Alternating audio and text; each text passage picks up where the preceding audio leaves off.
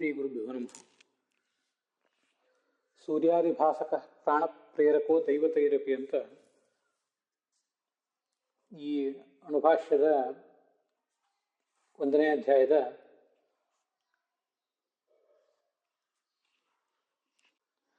5ನೆಯ ಶ್ಲೋಕದಲ್ಲಿ ಕಂಡು ಬರ್ತದೆ. ಅಲ್ಲಿ ಸೂರ್ಯಾದಿಭಾಸಕ ಎಂಬ ಈ ಒಂದು ಸಮಾಸ ಹೇಗಾಯಿತು ಅಂತನ್ನೋದನ್ನು ಇಲ್ಲಿ ರಾಘವೇಂದ್ರ ಸ್ವಾಮಿಗಳು ಕೈಗೆತ್ತಿಕೊಂಡಿದ್ದಾರೆ. ಸೂರ್ಯಾದೇಹೆ ಭಾಸಯತಿ ಇತಿ ಭಾಸಕಃ, ಸೂರ್ಯಾದೇಹೆ ಭಾಸಕಃ ಸೂರ್ಯಾದಿಭಾಸಕಃ ಅಂತ ಇದು ನಮಗೆ ವಿಗ್ರಹ ಸಾಮಾನ್ಯವಾಗಿ ಇದೆಲ್ಲರಿಗೂ ಕೂಡ ಗೊತ್ತಿದ್ದೇ ಇರ್ತದೆ. ಸಮಾಸ ಆಗಬಾರ್ದು, ಸೂರ್ಯಾದೇಹೆ ಭಾಸಕಃ ಎಂಬುದಾಗಿ ವ್ಯಸ್ತ ಪದವೇ ಇರಬೇಕು ಹೊರತು ಸಮಾಸ ಇಲ್ಲಿ ಆಗ್ತಕ್ಕಂಥದ್ದಲ್ಲ ಅಂತ ಒಂದು ಪ್ರಶ್ನೆ. ಅದಕ್ಕಿಂತ ಮುಂಚೆ ಸಮಾಸ ಆಗಬೇಕಾದದ್ದು ಎಲ್ಲಿಂದ, ಸಮಾಸವನ್ನು ಹೇಳುವ ಸೂತ್ರ ಯಾವುದು, ಮತ್ತೆ ಷಷ್ಠಿ ವಿಭಕ್ತಿಯನ್ನು ಹೇಳುವ ಸೂತ್ರ ಯಾವುದು, ಇದೆಲ್ಲವನ್ನು ಕೂಡ ನಾವು ಗಮನಿಸಬೇಕು. ಈ ಸೂರ್ಯಾದೇಹೆ ಭಾಸಕಃ ಸೂರ್ಯಾದಿಭಾಸಕಃ ಇದು ಷಷ್ಠಿ ತತ್ಪುರುಷ ಸಮಾಸ. ಸೂರ್ಯಾದೇಹೆ ಎಂಬುದಾಗಿ ಷಷ್ಠಿ ವಿಭಕ್ತಿ ಬಂತ ಹೇಗೆ, ಮತ್ತೆ ಅದಕ್ಕೆ ಸಮಾಸ ಎಲ್ಲಿಂದ ಪ್ರಾಪ್ತ ಆಗಿತ್ತು, ಮತ್ತೆ ಅದಕ್ಕೆ ಸಮಾಸ ನಿಷೇಧ ಯಾಕೆ, ಈ 3 ಸಂಗತಿಗಳನ್ನ ಈಗ ಮೊದಲು ನಾವು ನೋಡಬೇಕು.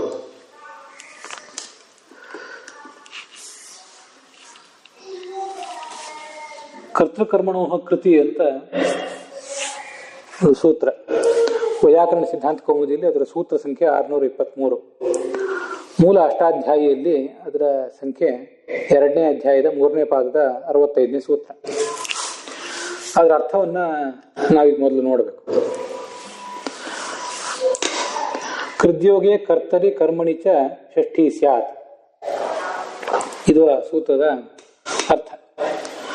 ಕೃತ್ಪ್ರತ್ಯಯದ ಸಂಬಂಧ ಇದ್ದಾಗ, ಕೃತ್ಪ್ರತ್ಯಯಾಂತವಾದ ಶಬ್ದದ ಸಂಬಂಧ ಇದ್ದಾಗ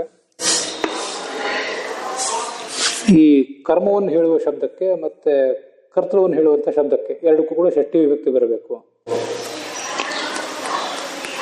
ಇದು ಒಟ್ಟು ಸೂತ್ರದ ತಾತ್ಪರ್ಯ. ಅದಕ್ಕೆ ಉದಾಹರಣೆ ಕೃಷ್ಣಸ್ಯ ಕೃತಿ ಅಂತ, ಕರ್ತರ್ಥದಲ್ಲಿ ಷಷ್ಠಿ ವಿಭಕ್ತಿ ಬಂದದ್ದಕ್ಕೆ ಇದೊಂದು ಉದಾಹರಣೆ. ಮುಂದೆ ಕರ್ಮಾರ್ಥದಲ್ಲಿ ಷಷ್ಠಿ ವಿಭಕ್ತಿ ಬಂದದ್ದಕ್ಕೆ ಜಗತಃ ಕರ್ತ ಕೃಷ್ಣ ಅಂತ ಮುಂದಿನ ಉದಾಹರಣೆ. ಮೊದಲನೇದ್ದು ಇಯಂ ಕೃಷ್ಣಸ್ಯ ಕೃತಿ. ಇಯಂ ಅಂತ ಅಲ್ಲಿಲ್ಲ, ನಾನು ಅಧ್ಯಾಹರ್ಥ ಮಾಡಿಕೊಂಡು ಅದನ್ನು ಹೇಳಿದ್ದೇನೆ ಅಷ್ಟೆ. ಇದು ಕೃಷ್ಣನ ನಿರ್ಮಾಣ, ಇಯಂ ಕೃಷ್ಣಸ್ಯ ಕೃತಿ, ಇಯಂ ಕೃಷ್ಣಸ್ಯ ಸೃಷ್ಟಿ ಇತ್ಯಾದಿ ರೂಪವಾಗಿ ನಾವು ಅದನ್ನು ಪ್ರಯೋಗಿಸಬಹುದು. ಅಲ್ಲಿ ಕೃತಿ ಅಂತ ಏನಿದೆಯಲ್ಲ ಅದು ತಿನ್ ಪ್ರತ್ಯಯ ಅಂತವಾದ ಶಬ್ದ, ಸ್ತ್ರೀಲಿಂಗ ಶಬ್ದ. ಸೃಷ್ಟಿಯೂ ಹಾಗೇನೆ, ಸೃಷ್ಟಿ ಅನ್ನೋ ಶಬ್ದವು ಕೂಡ ಹಾಗೇನೆ. ಅದು ಕೃತ್ ಪ್ರತ್ಯಯಗಳಲ್ಲಿ ಒಂದು. ಆದ್ದರಿಂದ ಕೃತಿ ಎಂಬುದು ಕೃತ್ ಪ್ರತ್ಯಯಾಂತವಾದ ಶಬ್ದ. ಅದನ್ನೇ ಸೂತ್ರದ ವ್ಯಾಖ್ಯಾನದಲ್ಲಿ ಕೃದ್ಯೋಗೆ, ಕೃತ್ಪ್ರತ್ಯಯಾಂತವಾದ ಶಬ್ದದ ಸಂಬಂಧವಿದ್ದಾಗ ಅಂತ ಹೇಳಿದ್ದು ಅದನ್ನೇ. ಕರ್ತರಿ, ನಾವೀಗ ಮೊದಲು ಕರ್ತರ್ಥದಲ್ಲಿ ಷಷ್ಠಿ ವಿಭಕ್ತಿ ಬಂದದ್ದನ್ನು ನೋಡೋಣ. ಅಲ್ಲಿ ಕರ್ತೃವಿಗೆ ವಾಚಕವಾದ ಶಬ್ದ ಕೃಷ್ಣಸ್ಯ ಅಂತ. ಕೃಷ್ಣಸ್ಯ ಎಂಬಲ್ಲಿ ಕೃಷ್ಣನು ಜಗತ್ತಿಗೆ ಈ ಕರ್ತ ಅಂತ ಅರ್ಥ. ಕೃಷ್ಣಸ್ಯ ಸೃಷ್ಟಿ ಅಂದ್ರೆ ಕೃಷ್ಣನು ಮಾಡಿದ ಸೃಷ್ಟಿ ಅಂತ ಅದರ ತಾತ್ಪರ್ಯ.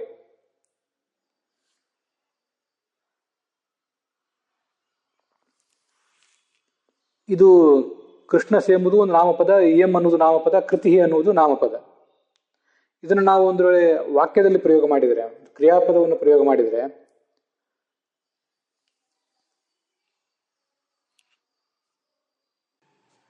ಕೃಷ್ಣ ಕರೋತಿ, ಕೃಷ್ಣ ಸೃಜತಿ ಹೀಗೆ ಹೇಳ್ಬೇಕಾಗ್ತದೆ. ಕೃಷ್ಣನು ಮಾಡುತ್ತಾನೆ, ಕೃಷ್ಣನು ಸೃಜತಿ ಸೃಷ್ಟಿಯನ್ನು ಮಾಡುತ್ತಾನೆ ಅಂತ ಹೀಗೆಲ್ಲ ನಾವು ಅದರ ಅಭಿಪ್ರಾಯ, ಅದರ ಕ್ರಿಯಾಪದದ ರೂಪದ ವಾಕ್ಯವನ್ನ ಹೇಳಬೇಕಾಗ್ತದೆ. ಇಲ್ಲಿ ಸೃಜತಿ ಮತ್ತು ಕರೋತಿ ಎಂಬಲ್ಲಿ ಕ್ರಿಯಾಪದ ಇರುವುದರಿಂದ ಅದಕ್ಕೆ ಕರ್ತರಿ ಪ್ರಯೋಗದಲ್ಲಿ ಕೃಷ್ಣ ಎಂಬ ಕರ್ತೃವು ಷಷ್ಠಿ ವಿಭಕ್ತಿಯಲ್ಲಿ ಇರ್ತಾನೆ. ಇದನ್ನು ಗಮನಿಸ್ಬೇಕು ನಾವು. ಸೃಜತಿ ಮತ್ತು ಕರೋತಿ ಎಂಬುದು ಎರಡೂ ಕೂಡ ಷಷ್ಠಿ ವಿಭಕ್ತಿ. ಈ ಸೃಜತಿ ಮತ್ತು ಷಷ್ಠಿ ವಿಭಕ್ತಿ ಅಲ್ಲ, ಸೃಜತಿ ಮತ್ತು ಕರೋತಿ ಎಂಬುದೆರಡೂ ಕೂಡ ಕ್ರಿಯಾಪದಗಳು. ಕ್ರಿಯಾಪದಗಳಾದ್ದರಿಂದ ಅದನ್ನ ನಾವು ಪ್ರಯೋಗ ಮಾಡಿದಾಗ ಕರ್ತೃವಾದಂಥ ಕೃಷ್ಣನನ್ನ ಷಷ್ಠಿ ವಿಭಕ್ತಿಯಲ್ಲಿ ಪ್ರಯೋಗ ಮಾಡಬಾರ್ದು, ಇಲ್ಲಿ ಹೊರತು ಪ್ರಥಮ ವಿಭಕ್ತಿಯಲ್ಲಿ ಪ್ರಯೋಗ ಮಾಡಬೇಕು. ಮತ್ತು ಕರ್ತೃವಾದ ಕೃಷ್ಣನನ್ನ ಎಲ್ಲಿ ಪ್ರಥಮ ವಿಭಕ್ತಿಯಲ್ಲಿ ಪ್ರಯೋಗಿಸಬೇಕು, ಎಲ್ಲಿ ಷಷ್ಠಿ ವಿಭಕ್ತಿಯಲ್ಲಿ ಪ್ರಯೋಗಿಸಬೇಕು ಅಂತ ಒಂದು ನಿರ್ದಿಷ್ಟವಾದಂತಹ ನಿಯಮ ಇದೆ. ಕ್ರಿಯಾಪದ ಪ್ರಯೋಗ ಮಾಡಿದಾಗ ಪ್ರಥಮ ವಿಭಕ್ತಿ ಇರಬೇಕು, ಸೃಜತಿ ಕರೋತಿ ಇತ್ಯಾದಿ ರೂಪವಾಗಿ. ಅದನ್ನು ಬಿಟ್ಟು ಒಂದು ವೇಳೆ ನಾಮಪದ ಪ್ರಯೋಗ ಮಾಡಿದರೆ, ಕರೋತಿ ಅಂತ ಅನ್ನುವುದನ್ನೇ ಒಂದು ವೇಳೆ ನಾಮಪದವಾಗಿ ಪ್ರಯೋಗಿಸಿದರೆ, ಸೃಜತಿ ಅನ್ನುವುದನ್ನೇ ಒಂದು ವೇಳೆ ನಾಮಪದವಾಗಿ ಪ್ರಯೋಗಿಸಿದರೆ, ಆಗ ಅದು ಕರ್ತೃವನ್ನು ಹೇಳುವಂಥ ಶಬ್ದಕ್ಕೆ ಷಷ್ಠಿ ವಿಭಕ್ತಿ ಬರಬೇಕು. ಕನ್ನಡದಲ್ಲಿ ಕೂಡ ನಾವು ಹಾಗೆ ಹೇಳ್ತೇವೆ.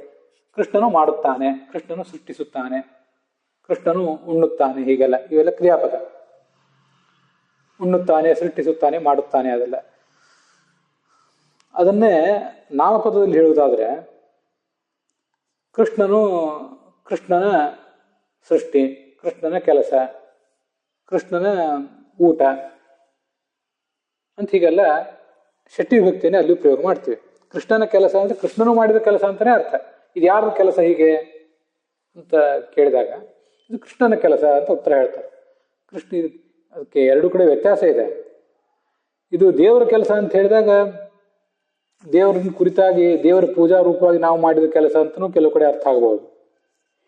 ಕರ್ಮಾರ್ಥದಲ್ಲೂ ಬರಬಾರ್ದಂತಿಲ್ಲ, ಕರ್ಮಾರ್ಥದಲ್ಲಿ ಮತ್ತು ಚತುರ್ಥಿ ವಿಭಕ್ತಿ ಅರ್ಥದಲ್ಲಿ ಬರಬಾರ್ದಂತಿಲ್ಲ. ಆದರೆ ಇಲ್ಲಿ ನಾವೀಗ ನೋಡ್ತಿರುವುದೇನಿದೆಯಲ್ಲ, ಕೃಷ್ಣ ಕರೋತಿ ಎಂಬುದನ್ನು ನಾಮಪದವಾಗಿ ನಾವು ಒಂದು ವೇಳೆ ಬದಲಾಯಿಸ್ಕೊಂಡ್ರೆ ಆಗ ಕೃಷ್ಣನ ಕೆಲಸ ಅಂತ ಹೀಗೆ ಹೇಳಿದಾಗ ಅದು ಷಷ್ಠಿ ವಿಭಕ್ತಿ ಆಗ್ತದೆ. ಮತ್ತೆ ಅಲ್ಲಿ ಕೃಷ್ಣ ಅನ್ನೋದು ಕರ್ತೃವಾಗಿ ಕಾಣ್ತಾನೆ. ಅದರಿಂದ ಕೃಷ್ಣಸ್ಯ ಕೃತಿ ಅಂದ್ರೆ ಕೃಷ್ಣನ ಕೆಲಸ, ಕೃಷ್ಣನ ಸೃಷ್ಟಿ, ಇದೆಲ್ಲವೂ ದೇವರ ಸೃಷ್ಟಿ ಅಂತ ಹೇಳ್ತೇವೆ. ಕನ್ನಡದಲ್ಲಿ ಕೂಡ ಹೇಳ್ತೇವೆ. ಅದರಿಂದ ಇಲ್ಲಿ ಷಷ್ಠಿ ವಿಭಕ್ತಿ ಬಂದಿದೆ ಕರ್ತೃಕರ್ಮಣೋ ಕೃತಿ ಎಂಬ ಸೂತ್ರದಿಂದ, ಕರ್ತೃರ್ಥದಲ್ಲಿ. ಇನ್ನು ಕೆಲವು ಕಡೆ ಜಗತಃ ಕರ್ತ ಕೃಷ್ಣ ಅಂತ ಹೀಗೆ ಹೇಳಿದಾಗ ಇಲ್ಲಿ ಕೃಷ್ಣ ಅಂತ ಅನ್ನೋದನ್ನು ಬಿಟ್ಬಿಡೋಣ, ಅದೇನು ಇಲ್ಲಿ ಸಂಬಂಧಪಟ್ಟದ್ದಲ್ಲ ನಮಗೆ. ಜಗತ್ತನ್ನು ನಿರ್ಮಿಸಿದವನು, ಜಗತ್ತಿನ ನಿರ್ಮಾತ ಅಂತ ಹೀಗೆ ಎರಡನೇ ಶಬ್ದ ಇದೆ, ಅದನ್ನ ಮಾತ್ರ ನಾವಿಲ್ಲಿ ವಿಚಾರ ಮಾಡಬೇಕು. ಜಗತ್ತಿನ ನಿರ್ಮಾತ ಅಂತ ಹೀಗೆ ಹೇಳೋ ಪ್ರಶ್ನೆ ಬಂದಾಗ ಈ ಕರ್ತ ಅಂತ ಅನ್ನೋದು ಏನಿದೆಯಲ್ಲ, ತೃಚ್ ಪ್ರತ್ಯಯ ಅಂತವಾದ ಶಬ್ದ, ಅದು ಈ ಕೃತ್ ಪ್ರತ್ಯಯಗಳಲ್ಲಿ ಸೇರಿದ್ದು. ಕೃಷ್ಣ ಅನ್ನೋದನ್ನು ಬಿಟ್ಟು ಬಿಡ್ಬೇಕು ಅಂತ ಹೇಳಿದೆ, ಅದು ಇಲ್ಲಿ ನಮಗೆ ಸಂಬಂಧಪಟ್ಟದ್ದಲ್ಲ. ಹಿಂದಿನ ವಾಕ್ಯದಲ್ಲಿ ಕೃಷ್ಣ ಅನ್ನೋದು ಸಂಬಂಧಪಟ್ಟದ್ದಾಗಿತ್ತು. ಇಲ್ಲಿ ಕೃಷ್ಣ ಅನ್ನೋದು ಕೇವಲ ನಮ್ಮ ತಿಳುವಳಿಕೆಗಾಗಿ ಇರುವಂಥ ಶಬ್ದ ಅಷ್ಟೆ. ಅದರಿಂದ ಕರ್ತ ಎಂಬುದು ತೃಚ್ ಪ್ರತ್ಯಯ ಅಂತವಾದ ಶಬ್ದ, ಅದು ಕೃತ್ ಪ್ರತ್ಯಯಗಳಲ್ಲಿ ಸೇರಿದ್ದು. ಅದರ ಸಂಬಂಧ ಇರುವುದರಿಂದ ಜಗತಃ ಎಂಬ ಶಬ್ದ ಇದೆಯಲ್ಲ, ಕರ್ಮವನ್ನು ಹೇಳುವ ಶಬ್ದ, ಆ ಕರ್ಮವನ್ನು ಹೇಳುವ ಶಬ್ದಕ್ಕೆ ಈ ಷಷ್ಠಿ ವಿಭಕ್ತಿ ಬರಬೇಕು ಅಂತ ಅದರ ತಾತ್ಪರ್ಯ. ಇದನ್ನೇ ನಾವು ಒಂದು ಕ್ರಿಯಾಪದದಲ್ಲಿ ಹೇಳಿದ್ರೆ ಏನಾಗ್ತಿತ್ತು? ಜಗತ್ ಕರೋತಿ ಕೃಷ್ಣ, ಜಗತ್ತನ್ನು ಮಾಡುತ್ತಾನೆ ಕೃಷ್ಣ ಅಂತ, ಜಗತ್ತನ್ನು ಸೃಷ್ಟಿಸುತ್ತಾನೆ ಕೃಷ್ಣ, ಹೀಗೆಲ್ಲ ಅದಕ್ಕೆ ಬೇರೆ ಬೇರೆ ಥರದ ಪ್ರಯೋಗಗಳನ್ನು ಮಾಡಬಹುದು. ಜಗತ್ ಸೃಜತಿ ಕೃಷ್ಣ, ಜಗತ್ ಕರೋತಿ ಕೃಷ್ಣ, ಇಲ್ಲೆಲ್ಲ ಕಡೆ ಕ್ರಿಯಾಪದಗಳನ್ನು ಪ್ರಯೋಗ ಮಾಡಿದ್ದೇವೆ, ಇದನ್ನು ಗಮನಿಸಬೇಕು. ಆದ್ದರಿಂದ ಅಲ್ಲಿ ಕರ್ತೃವನ್ನು ಹೇಳುವಂಥ, ಆ ಕರ್ಮವನ್ನು ಹೇಳುವಂಥ ಜಗತ್ತೇನಿದೆ ಅದು ದ್ವಿತೀಯ ವಿಭಕ್ತಿಯಲ್ಲಿ ಬಂದಿದೆ. ಕರ್ತೃವನ್ನು ಹೇಳುವಂಥ ಕೃಷ್ಣ ಅದು ಪ್ರಥಮ ವಿಭಕ್ತಿಯಲ್ಲಿದೆ. ಅದು ಇಲ್ಲಿ ಚರ್ಚೆಗೆ ಬಂದದ ವಿಷಯ ಅಲ್ಲ, ನಮ್ಗೆ ಬೇಕಾಗಿಲ್ಲ. ಇಲ್ಲಿ ಕೇವಲ ಪ್ರಾಸಂಗಿಕವಾಗಿ ಅದನ್ನ ಹೇಳಿದೆ ಅಷ್ಟೆ. ಕನ್ನಡದಲ್ಲಿ ಕೂಡ ಹಾಗೆ ಹೇಳ್ತೀವಿ, ಜಗತ್ತನ್ನು ಕೃಷ್ಣನು ಸೃಷ್ಟಿಸುತ್ತಾನೆ, ಕೃಷ್ಣನು ಅನ್ನವನ್ನು ಊಟ ಮಾಡುತ್ತಾನೆ ಅಂತ ಹೀಗೆ ನಾವು ಕನ್ನಡದಲ್ಲಿ ಕೂಡ ಹೇಳ್ತೀವಿ, ನಮ್ಗೆ ಇದು ಗೊತ್ತಿದ್ದೇ ಇದೆ. ಆದರೆ ಇದು ನಿರ್ಮಿಸುತ್ತಾನೆ, ಸೃಷ್ಟಿಸುತ್ತಾನೆ ಅನ್ನುವ ಕ್ರಿಯಾಪದಗಳನ್ನು ಬಿಟ್ಟು ನಿರ್ಮಾತ ಎಂಬುದಾಗಿ ನಾವು ಒಂದು ವೇಳೆ ಪ್ರಯೋಗ ಮಾಡುವುದಾದರೆ, ನಿರ್ಮಾಣ ಮಾಡಿದವನು ಅಂತ ಈಗ ಒಂದು ವೇಳೆ ಶಬ್ದ ಪ್ರಯೋಗ ಮಾಡುವುದಾದರೆ, ಜಗತ್ತಿನ ನಿರ್ಮಾತ ಕೃಷ್ಣ, ಜಗತ್ತಿನ ಸೃಷ್ಟಿಕರ್ತ ಕೃಷ್ಣ ಅಂತ ಆ ಕರ್ಮವನ್ನು ಹೇಳುವ ಜಗತ್ತೇನಿದೆ ಅದನ್ನು ನಾವು ಷಷ್ಠಿ ವಿಭಕ್ತಿಯಲ್ಲಿ ಪ್ರಯೋಗಿಸ್ತೇವೆ. ಕೆಲವು ಸರಿ ಕನ್ನಡದಲ್ಲಿ ಜಗತ್ತನ್ನು ನಿರ್ಮಿಸಿದವನು ಕೃಷ್ಣ ಅಂತನೂ ಹೇಳಿಬಿಡ್ತೇವೆ, ಇಲ್ಲ ಅಂತಲ್ಲ. ಆದರೂ ಸಂಸ್ಕೃತಕ್ಕನುಸಾರವಾಗಿ ಹೇಳುವುದಾದರೆ ಅದನ್ನು ಷಷ್ಠಿ ವಿಭಕ್ತಿಯಲ್ಲಿ ಹೇಳುವುದೇ ಹೆಚ್ಚು ಉಚಿತ. ಅಂತೂ ಜಗತ್ತಿನ ನಿರ್ಮಾತ, ಜಗತ್ತಿನ ಸೃಷ್ಟಿಕರ್ತ ಅಂತ ಹೀಗೆಲ್ಲ ಕನ್ನಡದಲ್ಲೂ ಕೂಡ ಆ ಕರ್ಮವನ್ನು ಹೇಳುವಂತಹ ಶಬ್ದವನ್ನು ಷಷ್ಠಿ ವಿಭಕ್ತಿಯಲ್ಲಿ ಪ್ರಯೋಗಿಸ್ತೇವೆ. ಅಂತೂ ಹೀಗೆ ಕೃತ್ಪ್ರತ್ಯಯಾಂತವಾದ ಶಬ್ದ ಇದ್ದಾಗ ಕರ್ತೃವನ್ನು ಹೇಳುವ ಶಬ್ದಕ್ಕೆ ಮತ್ತೆ ಷಷ್ಠಿ ವಿಭಕ್ತಿಯನ್ನು ಹೇಳುವಂಥ ಮತ್ತು ಕರ್ಮವನ್ನು ಹೇಳುವಂಥ ಶಬ್ದಕ್ಕೆ ಇವೆರಡಕ್ಕೂ ಕೂಡ ಷಷ್ಠಿ ವಿಭಕ್ತಿ ಬರಬೇಕು ಅಂತ ಅದರ ತಾತ್ಪರ್ಯ.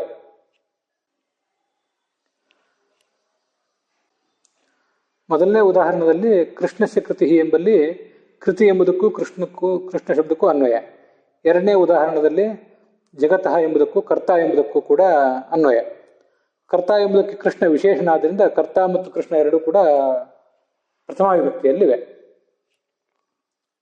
ಮೊದಲನೇ ಉದಾಹರಣೆಯಲ್ಲಿ ಇಯಂ ಕೃಷ್ಣಸ್ಯ ಕೃತಿ ಅಂತ ಹೇಳಿದಾಗ ಇಯಂ ಮತ್ತು ಕೃತಿ ಎರಡು ಕೂಡ ವಿಶೇಷಗಳಾದ್ರಿಂದ ಒಂದೇ ವಿಭಕ್ತಿಯಲ್ಲಿವೆ.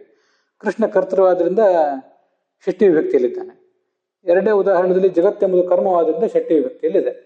ಹಾಗೆ ಇಲ್ಲಿಯೂ ಕೂಡ ಭಾಸಯತೀತಿ ಭಾಸಕಃ ಅಂತ ಇದೊಂದು ತೃಚ್ ಪ್ರತ್ಯಯ ಅಂತ ಒಂದು ಶಬ್ದ, ನೂಲ್ ಪ್ರತ್ಯಯ. ಆ ನೂಲ್ ಪ್ರತ್ಯಯಕ್ಕೆ ಅಕ ಆದೇಶ ಬಂದು ಈ ಥರ ಭಾಸಕಃ ಅಂತ ಆಗಿದೆ. ಮುಂದೆ ಸೂರ್ಯಾದೇಹೆ, ಈ ಭಾಸ್ಕ ಎಂಬತಕ್ಕಂತಹ ಕೃತ್ಪ್ರತ್ಯಯಾಂತವಾದ ಶಬ್ದ ಅಲ್ಲಿರುವುದರಿಂದ ಅಲ್ಲಿ ಕರ್ಮವನ್ನು ಹೇಳುವಂಥ ಶಬ್ದ ಏನಿದೆ ಸೂರ್ಯಾದಿಗಳು, ಅದನ್ನು ಷಷ್ಠಿ ವಿಭಕ್ತಿಯಲ್ಲಿ ತರಬೇಕು. ಸೂರ್ಯಾದೇಹೆ, ಸೂರ್ಯಾದಿಗಳಿಗೆ, ಭಾಸಕಃ ಬೆಳಕು ಕೊಡುವವನು, ವಿಷ್ಣು ಅಂತ ಹೀಗಾದ್ರೆ ತಾತ್ಪರ್ಯ.